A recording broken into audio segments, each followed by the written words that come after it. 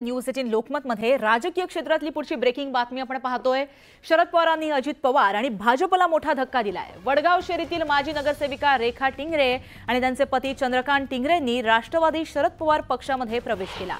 तर हडपसर मधील दिलीप तुपे, अनिल तुपे, खडकवासला इथं भाजपच्या समीर धनकवडे यांनी सुद्धा शरद पवार पक्षामध्ये प्रवेश केलाय। तर याबाबत आपण अपडेट जाणून घेतोय आमचे प्रतिनिधी वैभव सोनावणे यांच्याकडून। वैभव, मोठी बातमी ही मानली जाईल। आगामी निवडणुकीच्या पार्श्वभूमीवरती शरद पवारांनी अजित पवार आणि भाजपला हा मोठा धक्का दिल्याचं मानलं जात आहे। पुण्यातल्या ज्या 3 विधानसभा आहेत जिथं शरद पवारांचे उमेदवार उभे आहेत, तिथली गणित या सगळ्या प्रवेशांनी बदलणार आहेत। ज्याच्यामध्ये वडगाव शहरीची प्रमुख लढत जी आहे तिथे माजी नगरसेविका जे आहेत रेखा टिंगरे आणि त्यांचे पती चंद्रकांत टिंगरे यांनी शरद पवारांच्या पक्षामध्ये प्रवेश केलाय।